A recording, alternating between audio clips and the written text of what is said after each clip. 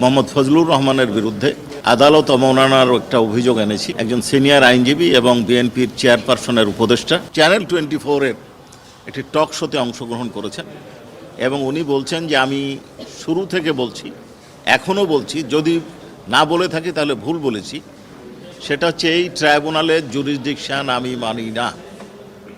উনি এটা রিপিট করেছেন, এই ট্রাইব্যুনালের জুরিসডিকশন আমি মানি না, এই ট্রাইব্যুনালে শেখ হাসিনার বিচার হতে পারে না।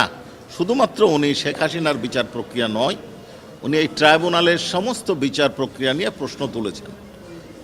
মানেন নাই বলে অবজ্ঞা করেছেন, অবহেলা করেছেন, অডাসিটি দেখিয়েছেন। সেই সাথে উনি আরেকটি কথা বলেছেন, আমার ধারণা যে একটা ইন্টারনাল অ্যারেঞ্জমেন্ট আছে। ইন্টারনাল অ্যারেঞ্জমেন্ট বলতে উনি কি বোঝাতে